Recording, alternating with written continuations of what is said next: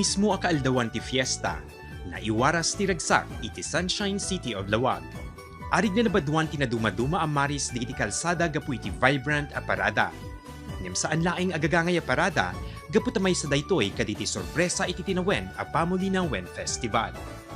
Extra special ti Pasken, kang runaan na tadaytoyan ti Pearl Celebration when numaikatalupulo apan nakarambak na. Agyaman na kada kayo amin for celebrating with so much vigor and vibrance our Pamulinawen Festival this year. Detoy street pageantry tayo is the heartbeat of every Lawagenyo. Lugagangay nga aldaw, dagiti lugan iti makita kadagiti kalsada. Ngem kadaytoy ana isang sangayan na gundaway, iso tinagbalin a grand stage dagiti sangapulo a clusters anang ibagi kaditi na duma-duma a barangay iti ili. Dagiti nagagarbo a costumes ken props, nararagsak a tuktukar ken napduan ka ipapanan na dance steps ket saan laing nga simple a buya. Dagitoy ket nabukel ken ininspiraran ti kabibyagan dagiti Lawagenyos. Naiyas deg kadagiti nagbuya tinabaknang a pakasaritaan iti syudad. Napanektekan pay at ti Sunshine City of Lawag ket kaya na ti agrimat uray iti kasipngetan ti rabii. Gaputi impakat at talento ken abilidad digiti agtutubo a Lawagenyo at dapay anabiyag ti panagayat ken pride digiti nagbuya kadakwada.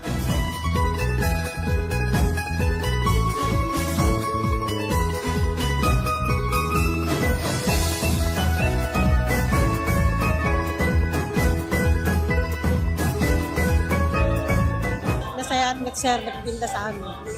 Kinain yung may bibuyain dito. Well, Ano ba ko lang? pindas tatangang idi.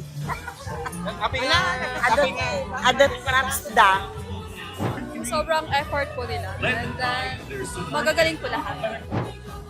Regal in detail, majestic in scale, kastoy ti kaeng grande dagiti gown anang Paris ti pintas dagiti Pamulinawen Queens. Adig na nag-transform tinabak na nga kultura ken tradisyon dagiti imbagida clusters into moving works of art.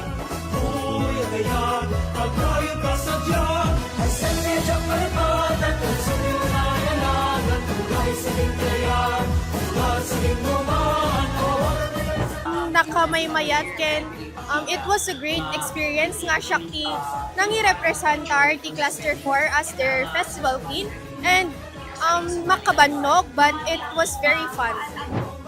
Pinagpuyatan ken insaganaan dagiti performers ti imbingay da buya. Impakat da amin nakabailanda bayat ti panag-perform da.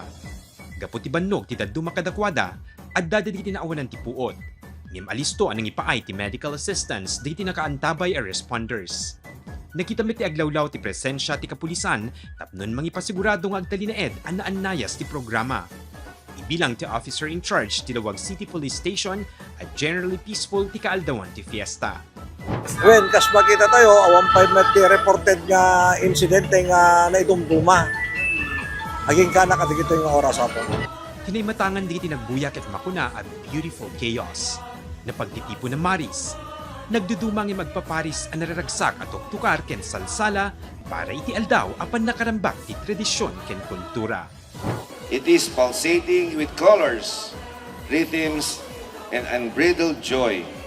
It's where communities come alive, weaving tales of heritage, myths, and triumphs through dazzling costumes and infectious beats. Detoy nga presentations from our proud barangays bridge past and present, uniting generations in shared pride and celebration. Mark Magdirila, Balitang Solid North.